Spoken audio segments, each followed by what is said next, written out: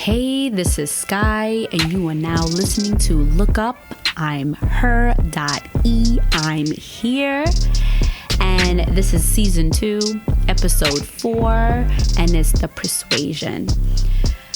And when I say the Persuasion, it's just an acronym, or it's like a synapse of where I had to go into full action, right? I had to obtain my forceful action, aka google.com.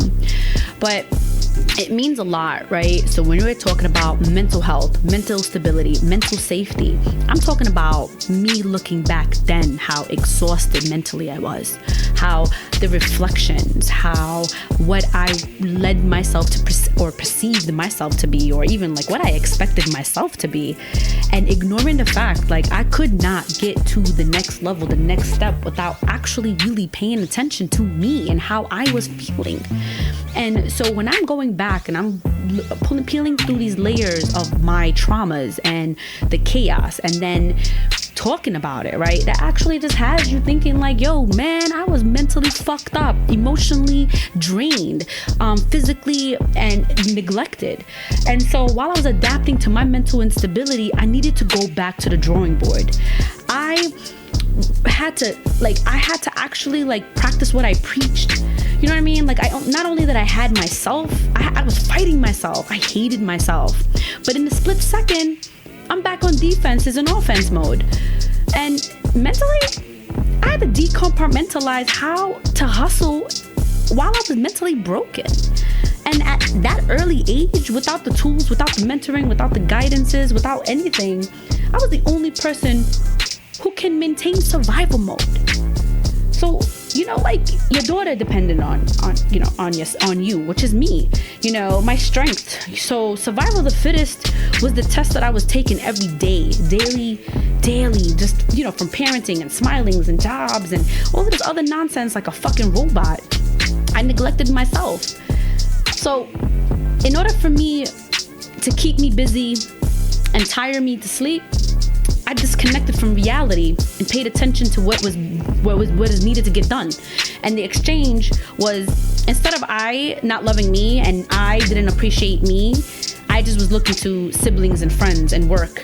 And so then I became on beast mode.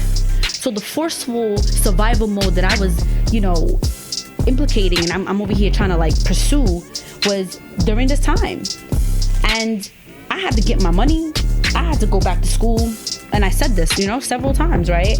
And I had to get my child back on her feet to get on her toes and and get her on her goals and on her toes, really. So, and that became my main priority.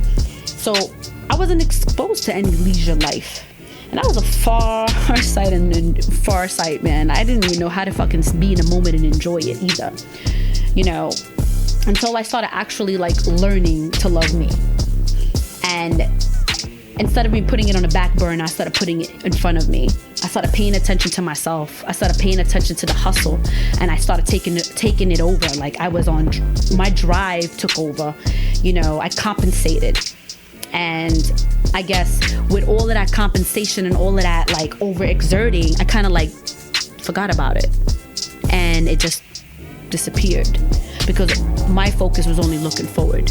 You know, my thought process was going forward. Like, how do I get to the next step? How do I get to that goal? You know, one step closer. And so when I did love myself, it was based on what I saw and how I saw things and who and how, like, my sister was loving herself and how my friends were loving themselves. And, you know, reading books, talking to professors and talking to colleagues. And that's when I was just like, this is a slow process. You know, at 22, 23, I'm like, okay, I can literally love myself, but it's a slow.